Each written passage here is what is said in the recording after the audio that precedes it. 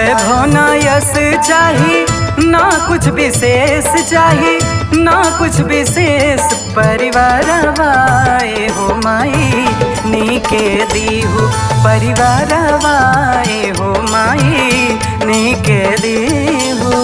वैभव ना यश चाही ना कुछ विशेष चाही ना कुछ विशेष परिवार वाए हो माई नीके दीहु परिवार वाए हो माई नीके दीहु।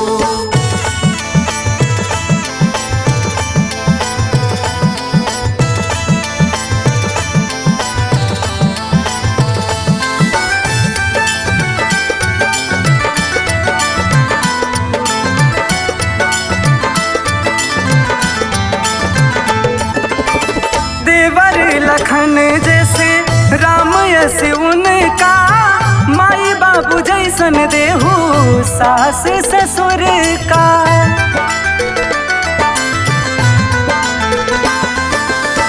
देवर लखन जैसे राम यस उनका माई बाबू जैसन देहु सास ससुर का।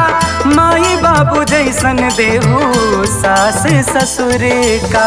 16 सिंगार नाही ना मोटर कार चाही ना मोटर कार से नूरवाए हो माई नीके देहु परिवार वाए हो माई नीके देहु।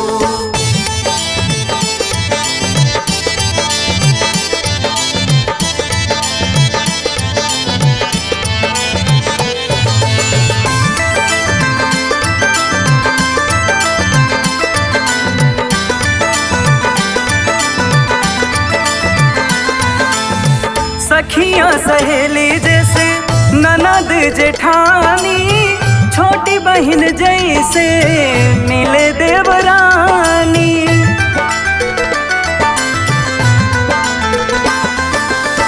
सखियाँ सहेली जैसे ननद जेठानी छोटी बहन जैसे मिले देवरानी।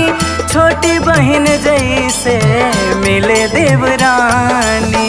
मन में ना भेद दी हूँ रिश्ता सहेज दे हूँ रिश्ता सहेज संस्कार वाए हो माई नीके दे हूँ